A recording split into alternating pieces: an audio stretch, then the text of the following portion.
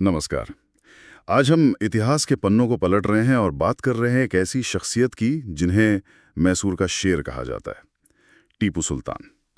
हमारे पास कुछ स्रोत हैं जो उनकी ज़िंदगी के अहम पड़ावों को बयान करते हैं, उनके जन्म से लेकर उनके शासन और उनकी विरासत तक। हमारी कोशिश रहेगी कि इन स्रोतों से जो खास बातें हैं, जो दिलचस्प पहलू हैं, उन्हें आपके सामने रखें। तो चलिए अब इस सफ़र पर निकलते हैं। शुरुआत उनके शुरुआती दिनों से करते हैं। 1751 में देवनहल्ली में जन्म हुआ। पिता हैदर अली, वो तो मैसूर के शासक थे ही। जी बिल्कुल। तो जाहिर है टीपू की परवरिश भी उसी माहौल में हुई होगी, मतलब तालीम वगैरह। हाँ बिल्कुल, उन्हें बहुत छोटी उम्र से ही सैन्य रणनीति है, प्रशासन कैसे चलाना है, इन सब की शिक्षा दी गई और भाषाएं भी कई सिखाई गई। अरबी, फारसी, कन्नड़, उर्दू, मतलब पूरी तैयारी थी एक शासक बनने की। और फिर वो वक्त आया 1782 का।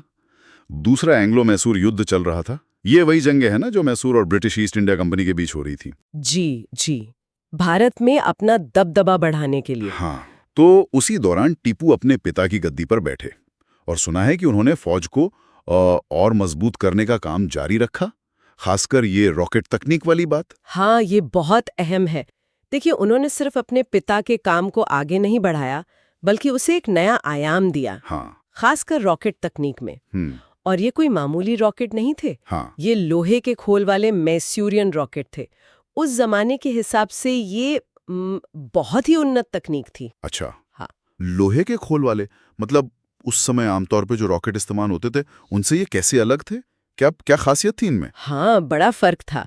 देखिए, उस वक्त ज्यादातर रॉकेट बांस या कागज के बनते थे। हाँ। हल्के होते थे। अच्छा। लेकिन लोहे का खोल इस्तेमाल करने से वो रॉकेट ज्यादा दबाव झेल सकते थे। मतलब उनमें ज्यादा बारूद भरा जा सकता था। तो मारक क्षमता बढ़ गई होगी? हाँ बिल्कुल, उनकी रेंज और मारक क्षमता दोनों ही कहीं ज्यादा थी।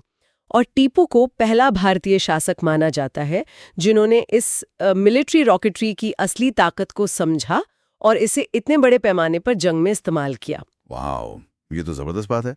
तो ये तकनीक उनके काम आई होगी अंग्रेजों के खिलाफ। उन्होंने कुल 4 बड़ी लड़ाइयां लड़ी है ना अंग्रेजों से?